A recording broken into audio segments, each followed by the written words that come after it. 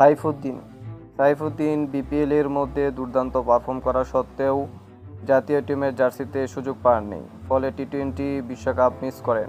কিন্তু সাইফুদ্দিন বলেন যে বাংলাদেশ ক্রিকেট টিমের মধ্যে একজন পেস অলরাউন্ডার অত্যন্ত জরুরি। যেখানে অন্যান্য দেশের অন্যান্য টিমের মধ্যে ভালো একজন পেস অলরাউন্ডার রয়েছে, ততরূপ বাংলাদেশের মধ্যেও একজন পেস অলরাউন্ডার প্রয়োজন। আমি আমাকে সেরকমভাবে তৈরি করছি যাতে দীর্ঘমেয়াদীভাবে খেলা যায় বাংলাদেশের জার্সিতে, জাতীয় টিমের জার্সিতে। এছাড়া টি-20 বিশ্বকাপে জিম্বাবুয়ের এগেনস্টে খারাপ পারফর্ম করার কারণে টি-20 মঞ্চের মধ্যে আমি সুযোগ পাইনি। সেরা হয়ে দলে ঢুকতে চাই।